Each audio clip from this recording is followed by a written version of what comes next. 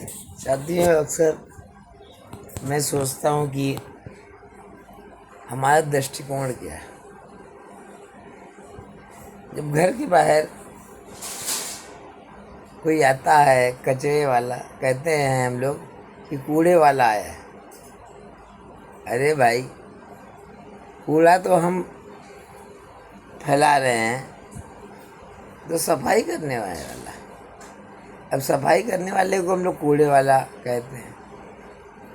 दृष्टिकोण तो हमारा ही उल्टा है। कितनी हंसी की बात है। तो कहीं ना कहीं हमारी सोच में आमूल चूल परिवर्तन की ज़रूरत है शायद। साथियों, अक्सर हमारे घर में जो काम करती हैं लेडीज़, बाई या रिक्शे वाले या मोहल्ले में जो सफाई करने वाले होते हैं, सब उनके प्रति एक आदमी की जो भावना होती है वो कैसी होती है? बड़ी उपेक्षित सी भावना होती है। अच्छी तो नहीं होती। होती है क्या? नहीं होती। ऐसा क्यों होता है? आपके यहाँ जो काम करने वाली आती है, हमारे यहाँ आती है, अगर वो 3 दिन नहीं आती है तो नानी याद आती है। हमारी पत्नियों को आदत उसकी पड़ गई है। लेकिन यही बात जब सामान देना होता है तो क्या कहते हैं कि उनको बहुत कम पैसे वाला और छोटा सामान देते हैं। दुकान में जाते हैं तो कहते हैं मेहरीन वाली साड़ी दे दो। अब बताइए, किसी कंपनी में तो नहीं बनी है ये मेहरीन ब्रांड वाली साड़ी। हमारी सोच क्या है? हम अपनी सोच के बारे में मैं कह रहा हूँ कि अभी हमारे यहाँ काम करने वाली बाई आती थी तो कजरी तीज का एक त्यौहार होता है, तो मेरी वाइफ थोड़ा सा जितना भी सामान होता है कोशिश रहता है कि बिल्कुल परिवार की तरह उसको दिया जाए, तो जो भी दिया। तो मेरी वाइफ से कह रही थी कि आपने ये पूजा का इतना सामान दिया और उनके यहाँ मैंने सामान नहीं लिया। उन्होंने मात्र एक बिंदी का पत्ता दिया 5 रुपए वाला। तो कहीं ना कहीं ये जो वर्ग है, चाहे हमारे बच्चों को ले जाने वाला रिक्शे वाला हो या ये वर्ग, इनको सम्मान देने से क्या घट जाता है? मंदिर में जाके, मस्जिद में जाके हम लोग पूजा पाठ करते हैं। पूजा पाठ का असली उद्देश्य होता है लोगों को खुशी देना। एक लेडी की कहानी आपको बताता हूँ। ठीक ठाक थी शुरू में, लेकिन कुछ पैसा उनके पास बढ़ गया भगवान की दया से। बच्चे अच्छी नौकरी करने लगे, अच्छी बात है। लेकिन उनके अंदर एक भावना आ गई। उनको कोई साड़ी देता था, इवन उनका सगा भाई साड़ी देता था, तो उनको वो मेहरीन वाली साड़ी नजर आती थी। सोचिए, सगा भाई रक्षाबंधन में या किसी खुशी में साड़ी दे रहा है, तो वो कहती थी कि हमको इंसल्ट करने के लिए कम पैसे की साड़ी दी है। पढ़ी लिखी थी, गजर अफसर। लेकिन उसके बाद मैं सोच को बता रहा हूँ कि आदमी की सोच। अब राखी के जो धागा होता है, पतंग वाले धागे से राखी का धागा अलग क्यों होता है? इसी तरह अगर किसी का भाई बहुत पैसे वाला नहीं है और साड़ी दे रहा है, तो महरिन की साड़ी करके उसका तिरस्कार करना। एक बार उनके भाई का बेटा किसी क्लास में पास हुआ तो उन्होंने दे दी साड़ी। तो कुल मिला के उनकी आदत थी कि लोगों को जो है अपमान करके सामान वापस कर देते हैं। व्हाट्सएप में बड़े अच्छे अच्छे मैसेज हम लोग फॉरवर्ड करते हैं, फेसबुक पर भी फॉरवर्ड करते हैं।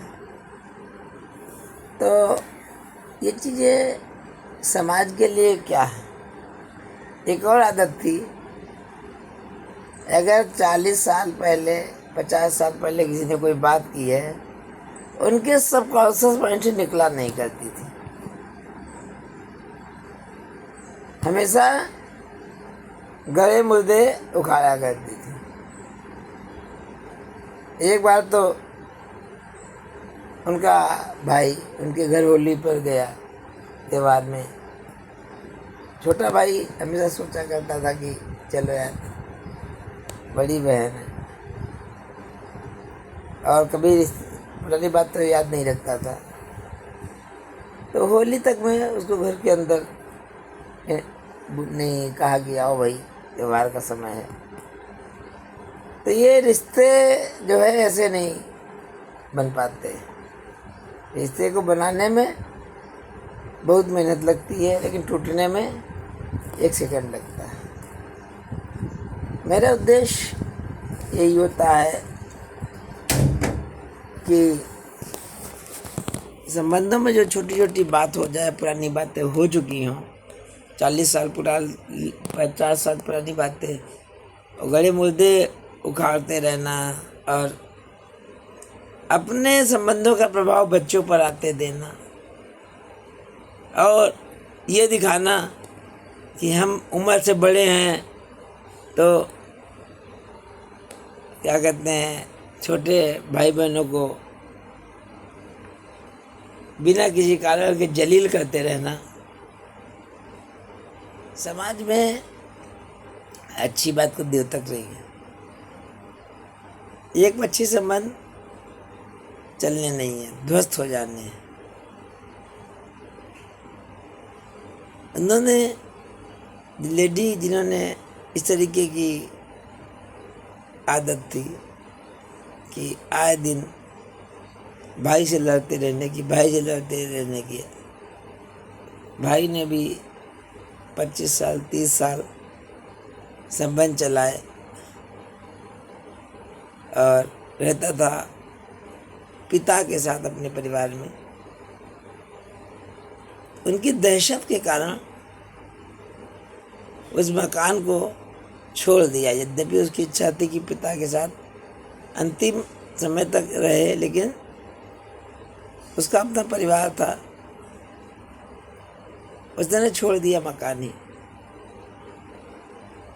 एक सामान्य आदमी सुकून चाहता है, लेकिन ज़िंदगी में 2 चीज़ें होती हैं, नींद और सुकून।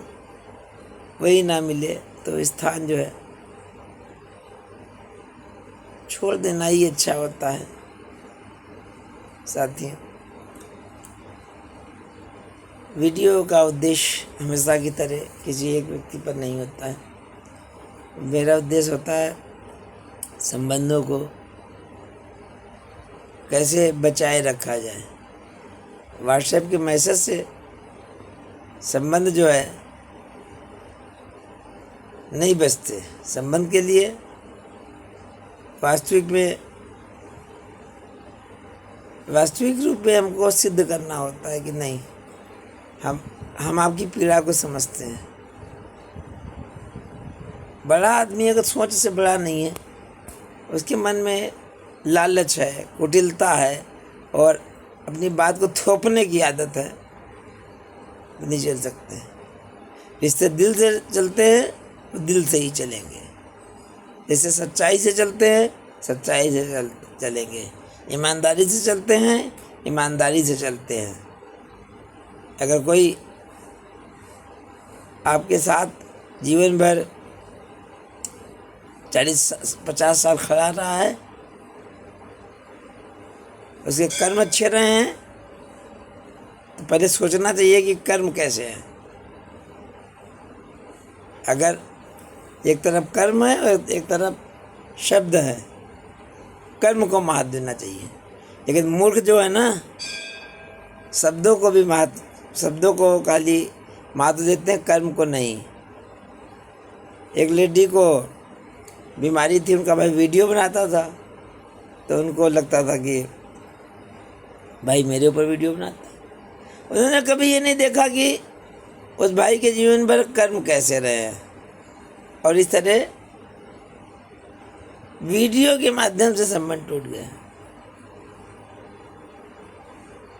हमेशा बड़ी बहन को बहुत सम्मान दे देता था और आए दिन समस्याओं में खड़ा रहा, लेकिन पढ़ी लिखी और गैजेटेड अफसर होने पर भी ये न समझ पाई कि कोई लेखक होता है या कवि होता है या साहित्यकार होता है, वो मानसिक अभिव्यक्ति के लिए जो है ये चीज़ें करता है। उन्होंने वीडियो को अपनी व्यक्तिगत समस्याओं से जोड़ दिया। हर वीडियो को कोई अपनी व्यक्तिगत समस्याओं से जोड़ देगा तो दिक्कत होगी। साथियों, जो मेरे वीडियोज़ हैं, क्या लगता है कि कोई समझ सकता है कि किसके ऊपर बनाई? लेकिन फिर भी अगर आप ऐसा सोचते हैं तो मैं कुछ नहीं कर सकता। वीडियो बनाना मेरा मौलिक अधिकार है, और वीडियो में किसी का ओरिजिनल नाम नहीं होता, काल्पनिक होते हैं, और मेरे मन में जो पीड़ा होगी वो इसी रूप में अभिव्यक्त होती रहेगी। साथियों, जय हिंद, वंदे मातरम, भारत माता की जय।